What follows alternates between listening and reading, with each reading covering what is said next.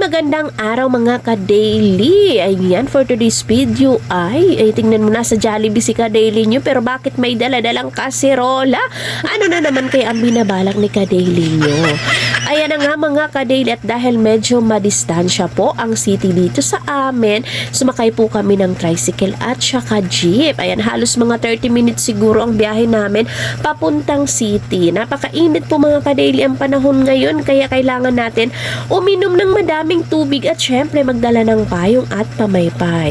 So ayan na nga mga ka-daily, sasakay na po kami. Hindi ko nga po akalain na arkilahin pala namin yung jeep, char. Ayan, kami pa lang po kasi ang sakay dito. Oh, diba? So ayan na nga po, dumating na po kami sa aming paroroonan, char. Ayan na po mga ka-daily, medyo kinakabahan na po tayo dyan, at sabi ng kapatid ko ay ilabas ko na at irampa ko na daw po ito para namang tuluyan na pong mairampa ko na yung kanin na nasa kaldero. Sabi ko, wag naman, medyo nahihiya po ako. Hindi ko na nga po alam ang gagawin ko kapag kami ay dumating doon sa paroroonan namin. At talaga namang kinakabahan na ako at hindi po talaga ako sanay na gumaganyan.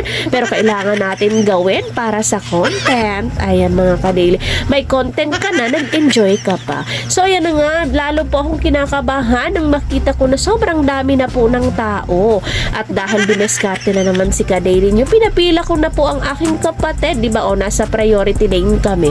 Ako na sana ang pipila, kaso baka hindi tayo paniwalaan ng mga tao. Ayan, bigla akong mahiyaan yan, di ba?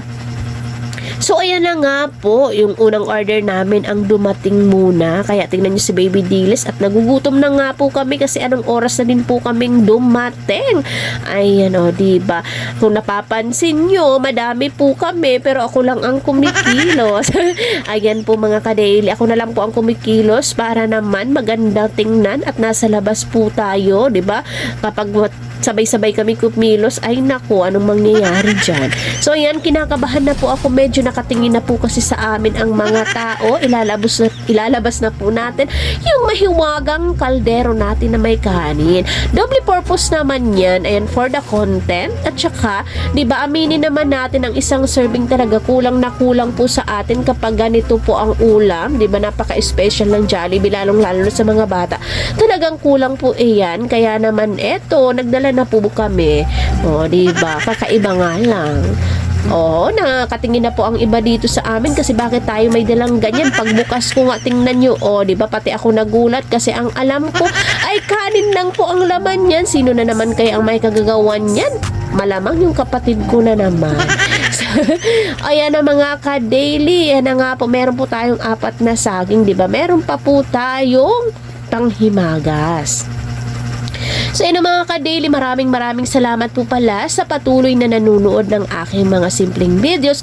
Pwede po kayong mag-comment mga ka-daily para ma-shoutout ko po kayo sa mga susunod na videos ko, diba?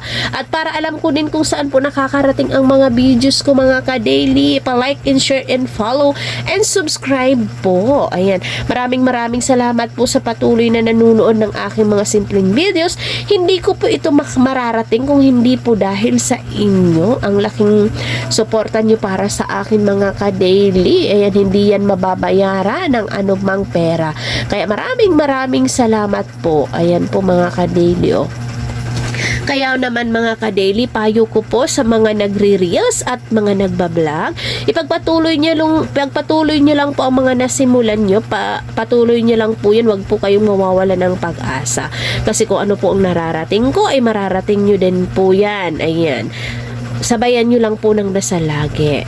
Hindi po tayo papabayaan ng poong may kapal. Lahat po ng ginagawa natin ay nakaplano. Kaya naman, enjoy lang. Ayan. Ganun talaga ang buhay. Kailangan natin magtiyaga. Sa lahat ng ginagawa natin, kailangan naman ng tiyaga. Ayan mga ka-daily, pagkatapos kumain, iligpit natin ang pinagkainan. Thank you for watching. God bless.